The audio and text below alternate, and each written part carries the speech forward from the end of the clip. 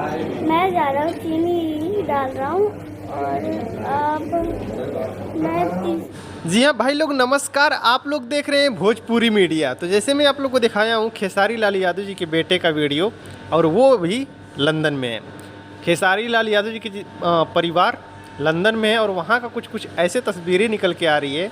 और कुछ लोग खेसारी लाल यादव जी को इतना अच्छा मान रहे हैं क्योंकि अपने परिवार को लेकर लंदन घुमाने लेकर गए हैं। इसी चीज़ को लेकर बहुत लोग बोल रहे हैं कि खेसारी लाल यादव जी अपने पत्नी को मतलब परिवार को बहुत अच्छे तरीके से देखते हैं।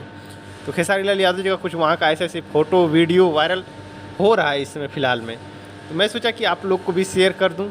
बस खाली हमको कुछ नहीं कहना था, बस यही चीज़ को दिखाना था। आप लोग क्या कहना चाहते हैं, मैं आप लोग की राय लेने आया हूँ। आप लोग कमेंट करके ज़रूर बताइएगा आप लोग का क्या राय है खेसारी लाल यादव जी के परिवार के बारे में और खेसारी लाल यादव जी के बारे में।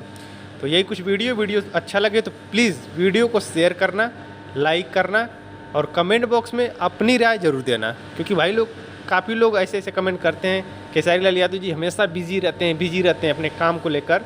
तो मैं भी यही कह रहा हूँ, काम तो काम करते ही करते हैं और परिवार को भी देखते हैं।